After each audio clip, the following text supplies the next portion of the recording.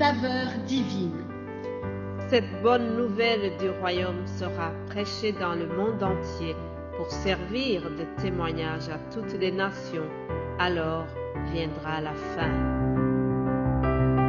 Ce pain céleste vous est présenté par Immaculée Niraneza.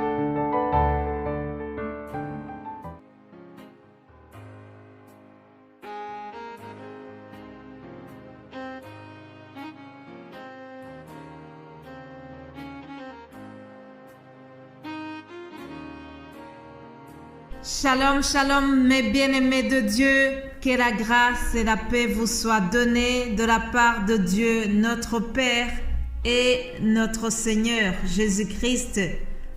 Celui qui s'est donné lui-même pour nos péchés, afin de nous arracher au monde des ténèbres pour nous amener à sa véritable lumière. À lui soit la gloire, l'honneur, au siècle des siècles. Amen. Alléluia.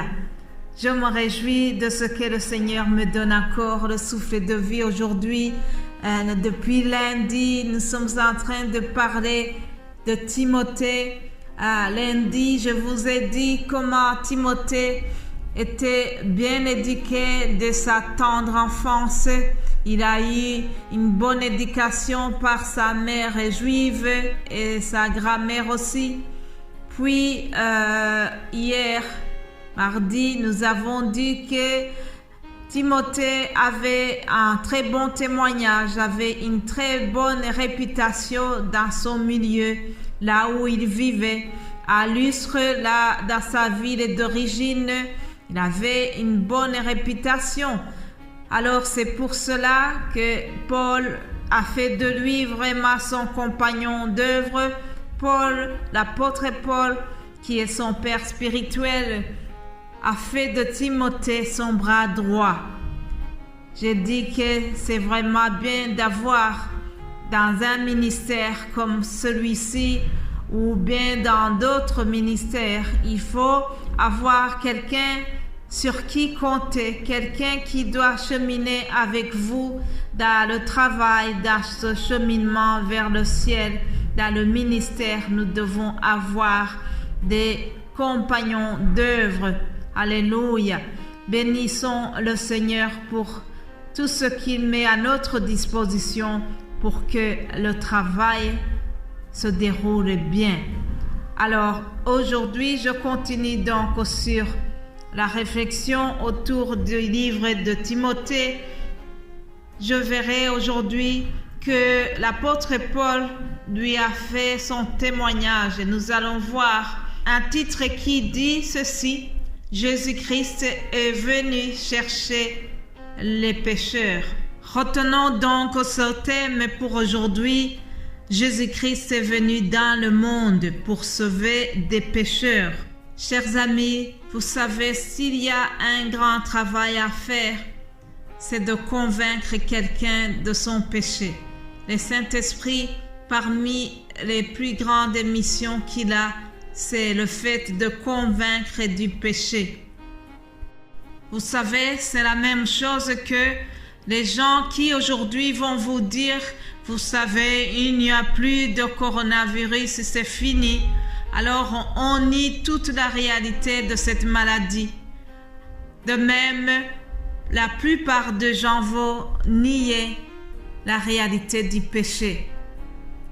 Alors que vraiment le péché existe, alors qu'ils vivent dans le péché, mais ils vont te dire que ils n'ont rien à se repentir, que tout va bien dans leur vie. Je remercie le Saint-Esprit qui un jour m'a convaincu de mon péché. En fait, vivre avec l'illusion qu'on n'a pas de péché, c'est la même chose que quelqu'un qui vit en ayant un cancer qui est caché dans son corps, sans le sentir, sans avoir aucune douleur nulle part. Mais un jour ou l'autre, ça finit par se déclencher. Ainsi donc, l'apôtre Paul, lui, a pris conscience de ce que Jésus-Christ avait fait dans sa vie. Alors il a témoigné à Timothée en lui disant que Jésus-Christ est venu dans le monde pour sauver des pécheurs. Et il lui dira, je suis moi-même le premier d'entre eux. En quelque sorte, il lui redit ce verset de Jean 3,16 qui dit que Jésus-Christ est venu dans le monde pour sauver les pécheurs. Mais bien-aimés de Dieu, il faut vraiment qu'on soit conscient de l'état du péché. Lisons ce que dit Paul à Timothée. 1 Timothée chapitre 1 verset 12. Je lis ceci. Je suis reconnaissant envers celui qui m'a fortifié, Jésus-Christ notre Seigneur, car il m'a jugé digne de confiance en m'établissant à son service, moi qui étais auparavant un blasphémateur, un persécuteur, un homme violent. Cependant, il m'a fait grâce parce que j'agissais par ignorance dans mon incrédulité. Et la grâce de notre Seigneur a surabondé avec la foi et l'amour qui sont en Jésus-Christ. Cette parole est certaine, digne d'être acceptée sans réserve. Jésus-Christ est venu dans le monde pour sauver des pécheurs. Je suis moi-même le premier d'entre eux. Alléluia. Je remercie Dieu pour sa miséricorde, pour sa grâce surabondante. C'est de cette grâce-là qu'il a témoigné à Paul. Lui qui était blasphémateur, lui qui était persécuteur, Jésus-Christ s'est manifesté à lui. C'est ce que nous lisons dans les Actes des Apôtres. Nous voyons comment Paul était sur le chemin vers Damas et que Jésus-Christ lui est apparu et il a changé sa vie. Jésus-Christ s'est manifesté à lui. Paul a été transformé et depuis lors, il a commencé à servir le Seigneur. Il a abandonné son état de blasphémateur, de persécuteur et il s'est tourné à Christ. Il a changé complètement de vie et il est devenu un prédicateur de la parole. Alléluia. Je remercie Dieu parce que c'est le Dieu de miséricorde. C'est le Dieu d'amour. Lorsqu'il veut t'utiliser, il ne regarde pas à ton passé. Il vient, il te transforme et il t'utilise pour sa gloire. C'est ce qu'il a fait pour Paul. Chers amis, Jésus-Christ n'a plus considéré ce que Paul faisait par ignorance et il lui a fait grâce, il lui a pardonné et il lui a fait confiance en lui donnant le ministère de l'apostolat. Et la grâce de Jésus-Christ a surabondé. Là où le péché de Paul avait abondé, la grâce du Seigneur a surabondé. Aujourd'hui encore, la grâce de notre Seigneur Jésus-Christ surabonde. La grâce de notre Seigneur Jésus-Christ peut venir sur toi aussi. Peut-être que tu te sens coupable. Peut-être que tu te dis, oui, j'ai exagéré, j'ai fait tant de mal. Jésus-Christ ne peut pas me pardonner. Mais je viens te rassurer en te disant que c'est possible.